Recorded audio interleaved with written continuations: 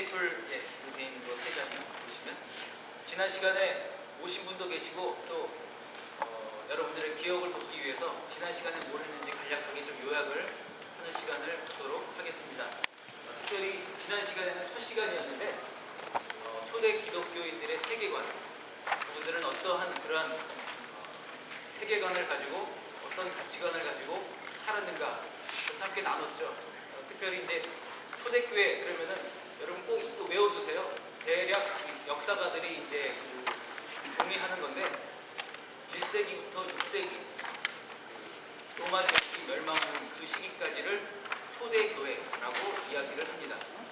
그래서 초대교회라고 하는 그 이야기를 할 때 과연 그 연대가 어떻게 되는가라고 할 때 1세기부터 6세기 정도다라고 말씀하시면 틀리지 않겠습니다. 저희 교회가 원래 좀 이렇게 좀 지적으로 좀 훌륭하신 분들이 많잖아요. 어떤 분이 딱 오셔서 저에게 아주 날카로운 질문을 지난 주일날 하셨습니다. 예배가 다 끝나고 딱 이제 그분이 참석을 하셨는지 안 하셨는지는 모르겠지만 저한테 왜 하필 초대교회입니까? 초대라고 하는 말은 처음이라는 얘기인데 꼭 그게 그렇게 처음이라고 하는 말로 쓰여야 합니까? 라고 초대라고 하는 말이 좀 어색한 것 같습니다. 오히려 초기 기독교라고 하는 말이 더 맞지 않습니까? 라고 하는 날카로운 질문을 하셨습니다. 그분 이야기가 맞습니다. 초대라고 하는 말보다 사실은 초기, 그러니까 early라고 하는 말 자체가 초기라고 하는 말이죠. 또는 이제 원래 한국 교회가 처음에 이 초대라고 하는 말을 사용을 했기 때문에 우리에게 익숙하죠. 초대 기독교. 그런데 원래 정확하게 표현을 하자면 초기 또는 고대, 초기 기독교, 고대 기독교라고 이야기해도 오히려 그것이 더 정확할 수가 있습니다. 그래서 초대 기독교 그러면 아주 초창기의 기독교 또는 고대 기독교, early Christianity라고 이해를 하시면 되겠습니다. 지난 시간에 우리가 함께 나누었지만 초대 교인들에게는 특별한 그런 구체적인 세계관이 있다고 이야기를 했습니다. 무엇이었죠? 왜 그 경상도 사투리 비슷한 라틴어가 있는데 기억하시나요? 문디 뭐 어쩌고 저쩌고 하는 거. 컨템투스 문디라고 하는 말을 대표해요. 컨템투스라고 하는 말은 영어의 어떤 경멸, 컨템트라고 하는 말의 유래가 된 거고요. 그 다음에 문디라고 하는 말은 세상이란 말이에요. 세상, 월. 그래서 초대 교인들에게는 그들만의 독특한 세계관이라고 하는 것이 있었다라고 말씀을 드렸습니다. 자, 두 번째 패러그램을 한번 보시면 초대 교회 교인들에게는 특별하고 구체적인 세계관이 있었습니다. 그 세계관이라고 하는 것은 당시에 그리스 로마인이 가지고 있었던 수많은 어떤 그런 그리스 로마에 나오는 신들이 많죠. 그런 신들을 섬기면서 있었던 그러한 세계관이라는 게 있었습니다.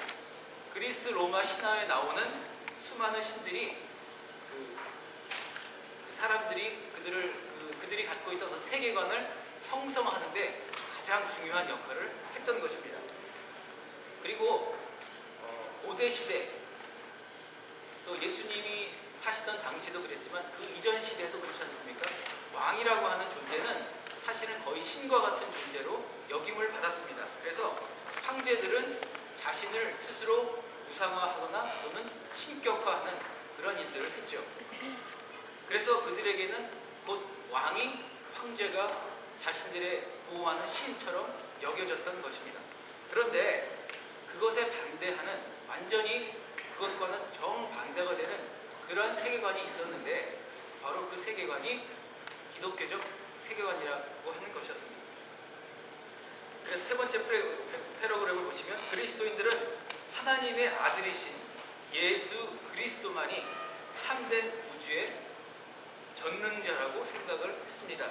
그리고 이것은 어떤 추상적이고 또는 사변적인 그러한 사상으로 흐르지 않고 오히려 자신들의 삶의 구원자이며 평생에 걸쳐서 따라야 할 롤 모델이라고 생각을 했던 것입니다. 자, 이야기를 좀 정리를 한다면 그리스 로마 신화에 나오는 그런 많은 신들은 사실은 삶의 구체적인 상황 가운데 함께 그 영향을 줄 수가 없었죠. 그러나 예수님, 특별히 그 기독교적 세계관, 예수 그리스도를 따르는 그런 삶의 모델은 언제나 이것이 추상적으로 머릿속의 생각으로만 흐르지 아니하고 이것이 삶의 구체적인 상황들 가운데 늘 적용되는 것이었다라고 하는 사실입니다. 그래서 초대 기독교의 그리스도인 공동체 가운데에는 언제나 세상과 구별되는 삶을 살고자 하는 그런 기독교적 세계관이 자리 잡고 있었다는 것입니다. 제가 가로치고 거기에 컨템투스 문디라고 제가 적어놨는데 여러분 꼭 기억하십시오. 라틴어라고 해서 이거 뭐 이렇게 가까이 하기에는 너무 먼 답이시냐 이러지 마시고 외워두시면 좋습니다. 세상을 경멸하는, 다른 말로 바꾼다면 세상과 구별되는 그러한 세계관을 이야기를 하고 있습니다. 그렇다면 세상과 구별되는 세계관이라고 하는 것은 과연 무엇인가? 그것은 세상과 하나님 나라 사이의 그 경계선상에 있다는 것입니다. 원래 요즘에 잘못된 그런 또는 우리가 잘못 이해하고 있거나 또는 우리의 연약함 때문에 사실은 우리가 많은 경우에 그렇게 살 수밖에 없는데 어떻게 하다 보니까 한 다리는 세상 가운데 또 한 발은 또 교회 가운데 이렇게 제가 지난 시간에 말씀드렸던 것처럼 양다리 작전으로 살아가는 그런 인생들이 사실은 있죠. 그러나 원래대로 하자면 내가 양쪽 발을 다 걸치고 살아가는 것이 아니라 사실은 언제나 늘 그 경계선상에 있다라고 하는 것을 우리는 기억을 해야 합니다. 그렇기 때문에 사는 것이 힘들죠. 그렇기 때문에 내가 정말 다 힘있게 결단하기가 어려운 거예요. 왜냐하면 우리가 이 땅 가운데 살고 있기 때문에 그렇습니다. 그런데 세상과 구별되는 삶이라고 하는 것은 내가 이 땅 가운데 육신을 가지고 살아가고 있지만 그러나 내가 바라고 소망하는 것은 이 땅, 이 세상이 주려고 하는 가치관과 세계관이 아니라 오히려 하나님 나라 또 말씀을 따라 살아가는 그 삶이 구체적으로 우리 삶 가운데 있어야 한다라고 하는 것을 이야기를 하고 있는 것입니다. 그러니까 네 번째 패러그램을 보시면 세상과 구별되는 세계관이란 무엇인가? 그것은 세상과 하나님 나라 사이의 그 경계선상 가운데, 그 바운더리 가운데에서 언제나 하나님 나라의 비전과 꿈을 선택하고 그것을 나누는 삶을 이야기하는 것입니다. 세상 가운데 살고 있기 때문에 그리고 세상 가운데서 살아가는 사람들을 우리는 존중합니다. 사람을 무시하는 게 아니죠. 사람을 향해서 경멸하는 게 아니라 세상이 제시하는 목적 없는 행복, 세상이 제시하는 물질 만능주의, 세상이 제시하는 권력의 힘, 세상이 제시하는 개인의 삶의 안락함 등을 목적 없이 따르는 것이 아니라는 이야기입니다. 여러분 이것이 이해가 되시죠? 세상은 우리에게 행복을 이야기하지만 그러나 그 행복이 과연 어떠한 목적을 가지고 있는가 우리는 살펴보아야 한다는 것입니다. 오히려 예수 그리스도께서 우리의 죄와 허물을 사하여 주시려고 이 땅에 오신 것을 기억하고 하나님의 나라의 영원한 생명의 삶을 그리고 예수 그리스도의 무조건적인 사랑을 체험하고 나누는 삶을 살아가는 것, 바로 이것이 세상과 구별된 삶이라고 하는 것입니다. 세상에서 제시하는 모든 가치관을 뛰어넘는 그런 참된 가치 있는 삶을 살아가려고 하는 것, 바로 이것이 그리스도인의 삶이라는 것입니다. 여기까지 질문 있으세요? 제가 얘기하는 거 목소리 들리죠? 네. 자, 그러면은 두 번째 시간 순교의 영성에 대해서 오늘 함께 나누는 시간을 갖겠습니다. 믿음을 위해서 목숨을 버린 사람들을 교회 공동체는 언제나 존중을 해왔습니다. 그래서 요한계시록 3장 14절을 보시면 아멘이시요 충성되고 참된 증인이라고 이렇게 해서 이제 그런 예수 그리스도를 직접 계승하는 것이 바로 순교자들이라고 그렇게 기록을 하고 합니다. 그래서 순교자들은 일반적으로 목숨보다도 신앙을 더 귀중하게 여긴 사람들이라고 우리는 이야기할 수 있습니다. 순교자, 마르터라고 하는 단어, 이것은 이제 헬라어인데요. 이 마르터라고 하는 단어는 원래는 증인, 위트니스라고 하는 그런 의미를 가지고 있습니다. 즉, 순교자는 증인입니다. 증인의 삶을 살아간 사람, 바로 이것이 것이 순교자인 것입니다. 이것은 다른 사람들에 의해 그 죽음이 근본적으로 신앙의 증인이 되었다라고 하는 그러한 의미를 함축한다고 할 수가 있습니다. 기독교인들에 대한 박해가 신약 시대에서부터 있었던 것을 여러분 기억하시죠? 이제 그 유대인 공동체가 안에서 나왔던 예수 그리스도를 따르는 많은 사람들, 사도행전을 보시게 되면 수많은 박해들이 이제 일어나는 것을 보게 됩니다. 자, 진정한 박해의 시작은 신약 시대에서부터 시작됐다라고 여러분 이해를 꼭 하시고요. 특별히 사도행전을 보시면 성경에 그것을 아주 구체적으로 증언을 하고 있습니다. 자, 페이지 1페이지와 2페이지를 보시면 제가 간략하진 않지만 굉장히 복잡하지만 10가지 초대교회에 있었던 10가지 10대 박해 사건, 여러분 보시면 거의 3세기까지 끊이지 않고 계속되는 박해가 있었던 것을 기억을 하게 됩니다. 그러니까 다른 말로 바꾸어 이야기한다면 삶이 평탄치 않았다는 거죠. 너무너무 어렵고 너무너무 고난 가운데 있었다라고 하는 것을 우리는 기억할 수가 있습니다. 그래서 초대교회 10대 박해 2페이지를 펴시면 먼저 그 표를 보시기 전에 밑에 보시면 네로 황제, 여러분 네로 황제 잘 아시죠? 네로 황제로부터 시작을 합니다. 네로 황제가 이제 그 사도행전 이후에 나오는 초기 기독교의 박해의 시작이라고 이해를 할 수가 있는데요. 네로 황제에 대한 영화는 많이 나와 있지 않습니까? 그래서 정말 네로 황제의 천재적이긴 하지만 그런 미치광이 같은, 그래서 기독교인들을 죽음으로 몰아넣는 이제 그런 것들을 우리가 보게 되는데, 바로 이 네로 황제가 초창기 가장 처음에 박해자였다는 것입니다. 그 다음에는 도미티아누스라고 하는 황제가 박해를 했는데, 이제 거기 보면은 언제부터 언제까지라고 하는 이제 연도가 옆에 나오고요. 그 다음에 트라이아누스 황제라고 하는 사람이 또 박해를 했고, 그 다음에 하드리아누스라고 하는 황제가 박해를 했습니다. 그리고 5번을 보시면, 5번 여러분 좀 주목하셔야 돼요. 동그라미 하나 쳐주시면 좋겠어요. 마르쿠스 아우렐리우스, 그 사람은요 굉장한 지성가였어요. 여러분 그 언젠가 한 번쯤은 읽어보신 기억이 있을 거예요. 마르쿠스 아우렐리우스의 명상록, 기억 한 번쯤 들어보셨죠? 명상록까지 쓴 사람이에요. 얼마나 참 이 사람이 뭐랄까요, 자신 스스로는 굉장히 지적이고 도덕적인 사람이라고 생각을 했지만, 그러나 이 사람 역시 기독교인을 박해하는데 아주 무차별하게 그런 박해를 했던 사람입니다. 그 다음에 보시면 septimus severus라고 하는 황제가 또 박해를 했고, 그 다음에 막시미누스라고 하는 황제가 또 박해를 했습니다. 그 다음에 데시우스 황제라고 하는 사람이 박해를 했고, 발레리아누스, 그 다음에 디오클레티아누스라고 하는 황제, 이렇게 10명의 황제가 대표적으로 기독교인들을 계속 박해를 했습니다. 자, 그렇다면 이 사람들이 박해를 어떻게 했는지 좀 우리가 좀 알면 더 이게 구체적으로 상상이 될 거예요. 자, 그럼 도표를 볼까요?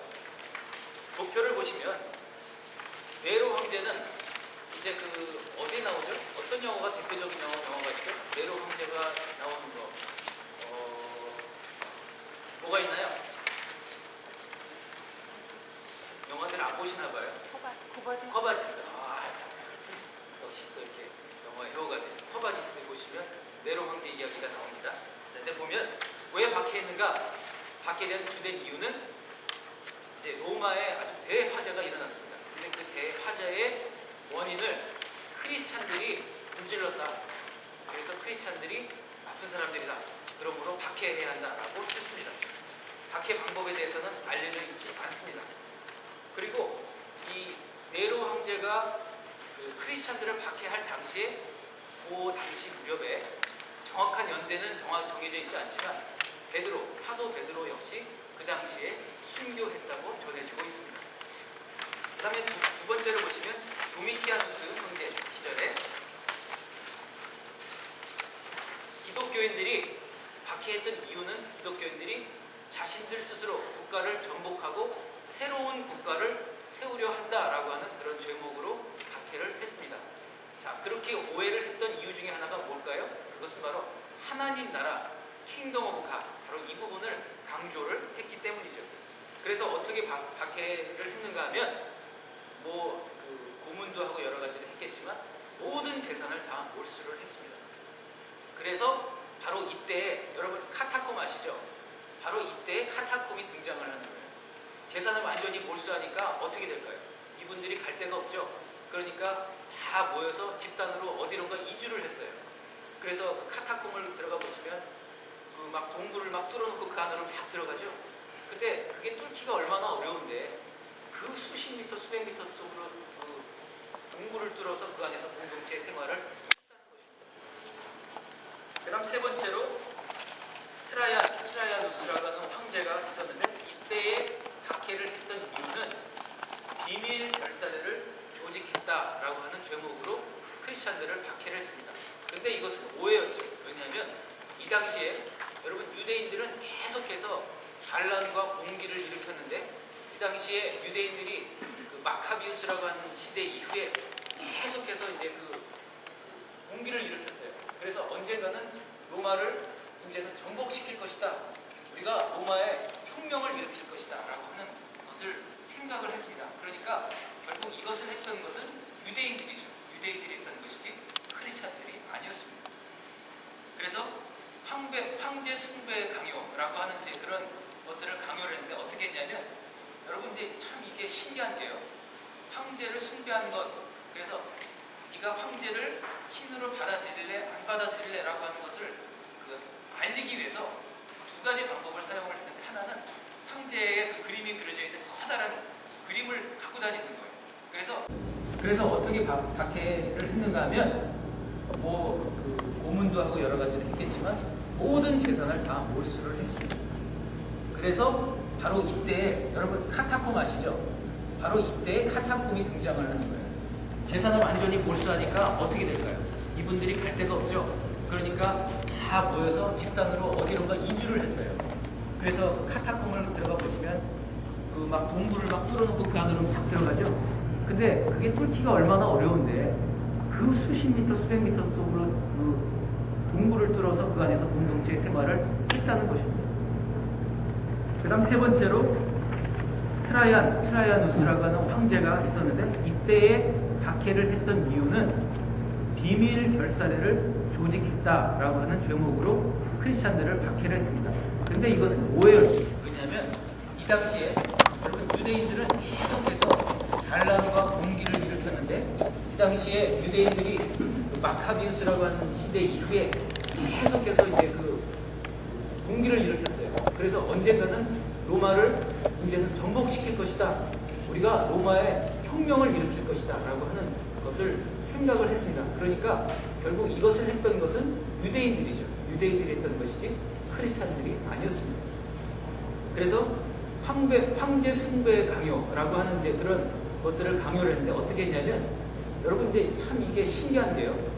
황제를 숭배하는 것, 그래서 네가 황제를 신으로 받아들일래 안 받아들일래 라고 하는 것을 알리기 위해서 두 가지 방법을 사용을 했는데 하나는 황제의 그 그림이 그려져 있는 커다란 그림을 갖고 다니는 거예요. 그래서 황제의 그림 앞에 절을 하라고 합니다. 절을 하는 사람은 황제를 숭배하는 사람이므로 목숨을 살려줬고 그렇지 않은 사람은 그 즉시 감옥으로 보내거나 또는 나중에 원형 경기장으로 보내기도 했습니다. 자, 바로 이때 그 안디옥의 감독이었던 이그나티우스라고 하는 이그네이셔스 오브 엔티악이라고 하는 분이 있는데 안디옥의 유명한 감독이었습니다. 이분이 바로 이때 황제 숭배를 강요하는 그런 사람들에게 이제 잡혔어요. 잡혀서 이분이 이제 나중에 원형 경기장에 가서 맹수의 그런 제물이 되는 그런 일들이 일어났습니다. 참 잔혹하죠. 그 다음에 하드리아누스, 이 사람은 왜 그랬는지는 제가 정확하게 모르겠어요. 그러나 역사가들이 이야기하기는 이 사람은 크리스찬에 대해서 아주 증오하는, 어린 시절부터 증오하는 그런 마음이 있었다고 합니다. 그래서 별다른 그런 이유 없이 크리스찬들을 그냥 무자비하게 박해를 했습니다. 자, 그 옆에 보시면 호교론자라고 하는 게 나오는데 이게 뭐냐면 호교, 다른 말로 바꾸면 변증론자. 이때부터 크리스찬들이 전도하는 방식을 바꿨어요. 어떻게 했냐면, 우리가 이렇게 우리 스스로 당하고만 있을 것이 아니라 우리를 좀 알리자. 우리를 좀 적극적으로 알리자. 그래서 이것이 바로 기독교 변증론의 시작이 됩니다. 팔라제닉이라고 하는 말로 우리가 이야기를 할 수가 있겠습니다. 그 다음 5번 마르쿠스 아우렐리우스. 이 사람은 참 어떻게 보면 젠틀맨이에요. 그 마르쿠스 아우렐리우스가 그 섭정하던 당시에 로마 시대는 참 그 평화로운 시대를 맞이했는데, 그러나 이때 그 흉년이 있었습니다. 흉년이 있었기 때문에 많은 사람들이 이제 아주 힘들어했어요. 근데 이때 또 그 이유가 크리스천들한테 갔어요. 걸핏하면은 뭐가 좀 안 되면 다 기독교인들 탓이야. 다 네 탓이야. 너 때문이야. 이렇게 되는 그런 분위기가 또 다시 생긴 거죠. 그래서 질병과 흉년에 대한 그런 원인을 제공한 것이 바로 크리스찬이다 라고 해서 박해를 했습니다. 그래서 리옹에 있는 교회들이 박해를 당했고요. 그리고 베일이라고 하는 지역에 있는 교회가 또 박해를 당했습니다. 바로 이때 유명한 저스틴 말터, 순교자 저스틴이라고 하는 사람이 이 당시에 순교를 당했고, 또 폴리캅이라고 하는 분은 감독입니다. 써놓으십시오. 감독. 이 당시에 유명한 감독이었는데, 이분도 역시 감독이 뭡니까? 비숍이죠. 한 교회가 아니라 전체 한 지역이 있으면 전체 지역을 총괄하는 그런 요즘식으로 이야기하자면 뭐라고 설명될까요? 요즘에 무슨 감독, 비숍하고는 조금 의미가 틀린데 전체적으로 총괄하는, 한 지역을 총괄하는 그런 목사님을 이야기를 하는 것입니다. 그 다음에 6번을 보시면 셉티무스 세베루스라고 하는 그러한 황제가 있었는데, 이 사람 역시 사실은 별로 큰 그런 어떤 구체적인 증거가 없음에도 불구하고 유대인들이 계속해서 일으키는 그 반란에 대한 그 죄목을 크리스찬들에게 또 물었던 것입니다. 그래서 이때 6번을 보시면, 옆에 보시면 이레니우스라고 하는 분도 감독이죠. 리옹이라고 하는 지역, 리옹의 이레니우스라고 하는 감독이 이때 또 순교를 했습니다. 그리고 오리겐이라고 하는 사람은 알렉산드리아 지역에, 오리겐 알렉산드리아라고 이야기를 하는데, 오리겐이라고 하는 분은 성경 주석가로도 아주 유명한 분이었어요. 근데 이분 역시 순교를 당했어요. 7번째로 보시면 막시미아누스. 이때 또 엄청난 지진이 일어났습니다. 지진이 곳곳에서 일어나니까 그 모든 지진에 대한 그러한 책임을 물어서 또 크리스찬들을 박해를 했습니다. 근데 여러분 보시면 왜 크리스찬들이 계속해서 이렇게 모든 원인 제공자로 그렇게 자꾸 이렇게 몰렸을까? 왜일까요? 왜냐하면 크리스찬들은 항상 약자였기 때문입니다. 항상 힘없는 사람들이었어요. 항상 어떤 그 힘이 없기 때문에, 약자였기 때문에, 또 소수자들이었기 때문에 그들이 항상 사람들에게 타겟이 되었던 것입니다. 사람들에게는 악한 속성이 있는 것 같아요.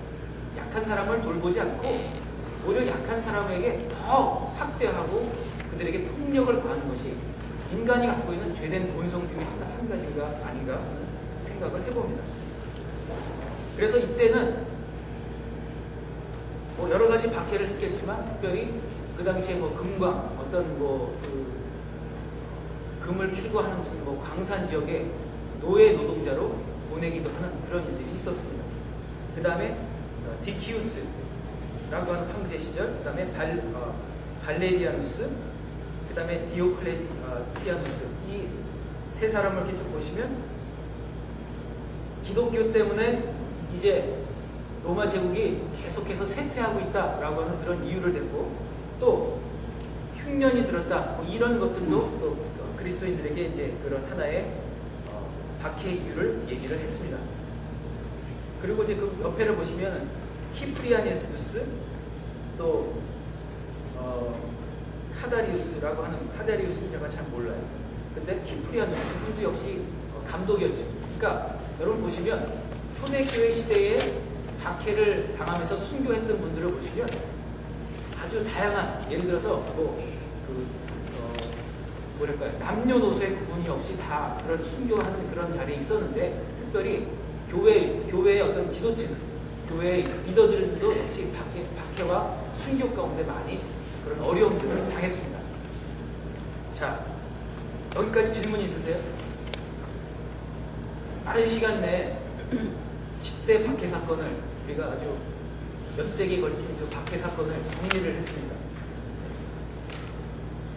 질문 없으시면 그 다음으로 넘어가겠습니다. 밑에 보시면 순교라고 하는 주제, 이것이 이제 순교, 이것이 순교 문학이라고 할 정도로 순교에 대한 권면, 순교란 과연 무엇인가, 이런 저작들이 이제 그 사도행전 이후에 신약 시대가 끝난 이후에 1세기, 2세기, 3세기에 그런 영적인 저작들이 많이 나왔어요. 소위 그래서 사도 교부들, 이분들은 이제 그 예수님의 직계 제자, 사도 시대 이후에 나온 분들을 가리켜서 사도 교부들이라고 이야기를 하는데 Apostolic Fathers라고 이야기를 합니다. 특별히 아까 이제 보시면 이그나티우스 감독이 아까 이제 순교당했죠. 그분 보시면 이분이 이제 로마로 여행을 하는 도중에 6교회와 한 사람의 감독 폴리카, 이분도 역시 순교를 당했어요. 에게 편지를 썼습니다.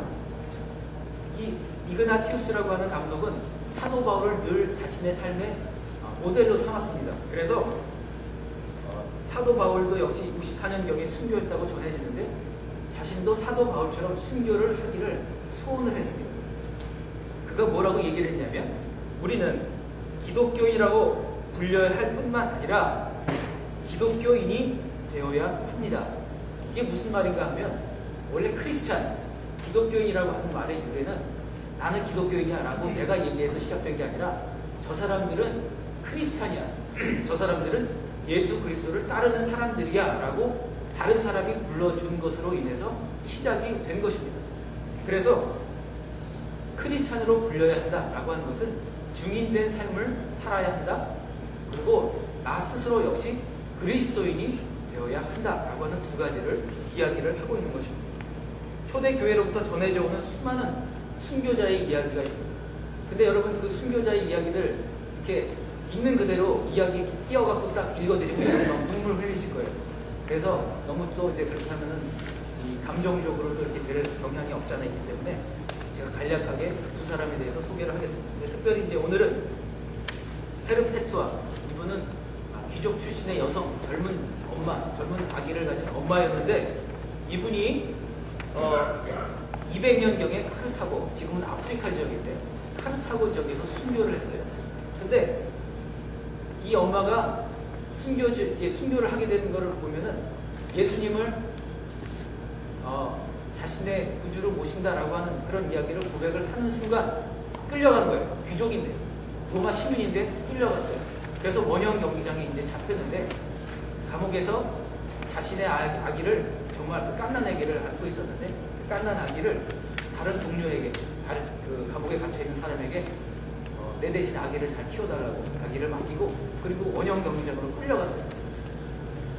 커바디스 영화에도 아마 나오는 것 같은데 원형 경기장, 사람이 얼마나 잔혹한지, 그 원형 경기장에 수많은 사람들, 막 그 크리스찬이라고 하는 사람들 다 몰아넣고, 처음에는 정말 그랬어요.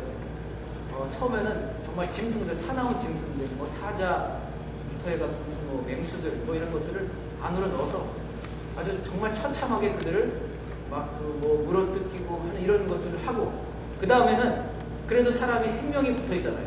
그러니까 이 투사들이나 검사들이 나와서 마지막 그 사람들의 목숨을 이렇게 칼로 해한, 이제 이것이 바로 순교하는 그런 현상이었습니다.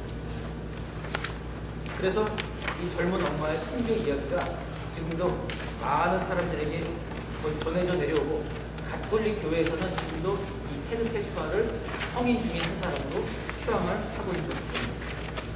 그 다음 페이지 보시면 터툴리안이라고 하는 감독, 이 사람이 지난 시간에 여러분 제가 잠깐 언급을 했는데, 이 크리스찬들이 목욕탕에 막 가니까 대중 목욕탕 가지 말라고, 거기 가면 그것이 죄악의 온상이다 라고 하는 이야기를 한 거 기억나시죠? 바로 이게 터툴리안이에요. 이분은 초대교회의 아주 초대 신학자였습니다. 근데 그가 어떻게 이야기를 했냐면, 모든 크리스찬들은 잠재적인 순교자다. 그래서 잠재적 순교자들을 향해서 세상에 있는 것보다 차라리 감옥에 가는 것이 낫다라고 하는 아주 극단적인 표현까지 하기도 했어요. 그래서 그는 이제 순교자들에게라고 하는 그런 저서를 남겼는데 거기에 이렇게 글을 썼어요. 마지막으로 만일 당신이 이 짧은 인생을 즐겁게 보내야 한다고 생각한다면 어찌하여 당신은 하나님께서 당신에게 주신 많은 즐거움, 훌륭한 즐거움에 대해 만족하지 못하고 감사하지 못하며 심지어 그것을 인식하지도 못하는가? 우리 주 하나님과 화목하는 것, 진리의 계시, 과거의 잘못을 깨닫는 것, 과거에 지은 중한 죄들을 용서받는 것보다 기쁜 일이 있을까?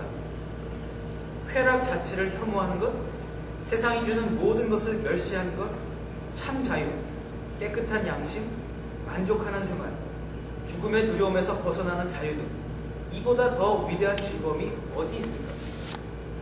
이교도들의 신들을 짓밟는 것, 귀신들을 몰아내는 것, 병을 고치는 것, 계시를 구하는 것, 하나님을 쫓아 사는 것, 이런 것들이 우리의 즐거움이며 기독교인들이 감상해야 할 거룩하고 영원하며 값없는 공연들이 아닌가.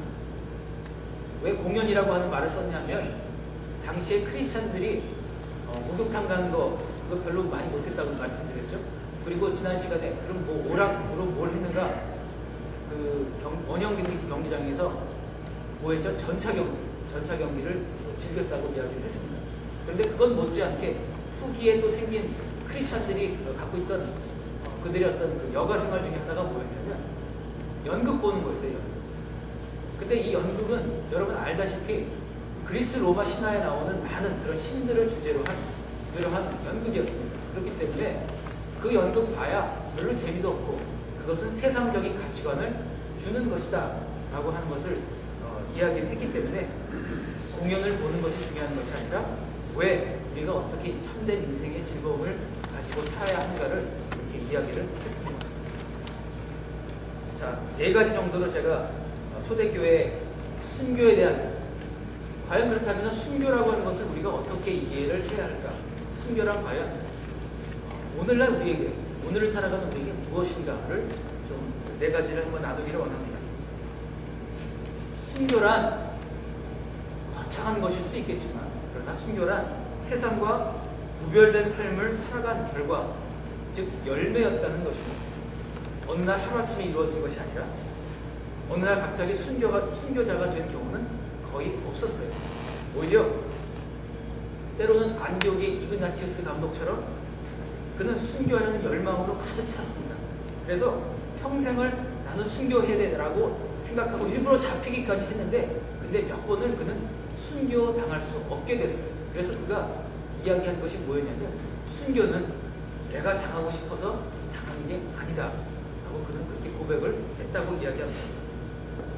오히려 순교란 매일매일의 삶 속에서 나 자신이, 그리고 교회 공동체가 코람데오, 즉 하나님 앞에서 나를 드리는 삶인 것입니다. 제가 말씀드렸던 것처럼 세상과 하나님 나라라고 하는 경계선상 가운데서 우리는 늘 경계선상 가운데 있는 거예요. 그래서 이쪽 길로도 갈 수도 있고 저쪽 길로도 갈 수 있는데, 그때마다 하나님 앞에서 사실은 결단하면서 나아가는 삶, 바로 그것이 순교의 영성이라는 것입니다. 그러므로 순교는 삶의 작은 일로부터 시작해야 합니다. 내가 하려는 일이 과연 주님 보시기에 기뻐하실 일인가? 내가 이 일을 포기하거나 또한 하지 않을 때 세상 가운데서 내가 불이익을 당할 수 있다는 사실을 알고 있음에도 불구하고 나의 선택을 기뻐하실 주님을 바라보며 살아가는 삶, 바로 이것이 순교의 영성의 삶의 실천이라고 할 수 있다는 것입니다. 어떤 목사님이 설교를 하신 걸 제가 들은 적이 있는데, 그 교회 교인이 사업을 하셨대요. 사업을 하셨는데 이분이 그동안 계속 관례적으로, 한국에 계신 분인데 사업을 하면서 이 세금 관련된 부분들을 그동안 관례적으로 세금을 누락해서 신고하고 하는 것들을 했는데, 나중에 그 세무감사가 나오면서 그동안 내지 않았던 세금이 다, 전체가 다 함께 포함이 돼서 엄청난 액수의 세금이 날라왔답니다. 그래서 담임 목사님과 함께 이제 그 상담을 했대요. 목사님, 제가 이렇게 됐는데 이 세금을 내려면 제 전 재산 다 팔아서 내야 합니다. 집도 팔아야 되고 또 제가 가지고 있는 주식도 팔아야 되고 다 해서 제가 세금을 내야 합니다. 제가 내야 합니까? 그분이 목사님 외에도 여러분을 찾아갔대요. 근데 많은 목사님들이 그렇게 이야기를 하더라고요. 관례대로 하세요.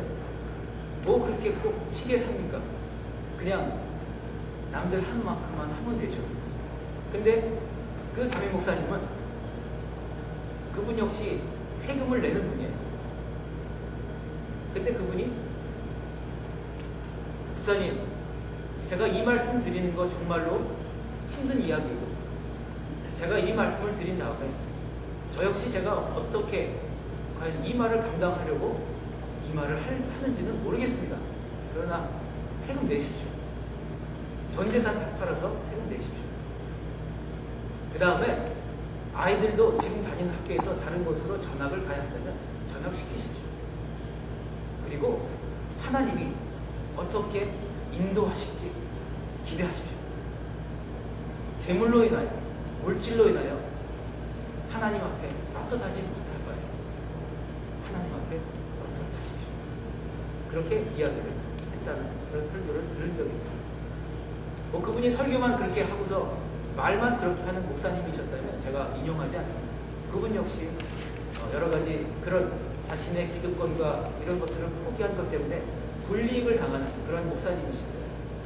그 목사님의 말씀이 제가 이렇게 오늘 이 특강을 준비하면서 마음 가운데 떠올랐습니다. 제가 뭘 잘해서 여러분들께 이런 말씀을 드리는 건 결코 아닙니다. 저 역시 늘 삶 가운데서 정말 그 경계선상 가운데서 선택의 기록 가운데 놓여서 정말 아슬아슬하게 줄타기를 하려고 있다는 사실을 깨닫습니다. 여러분 어떻게 하시겠습니까?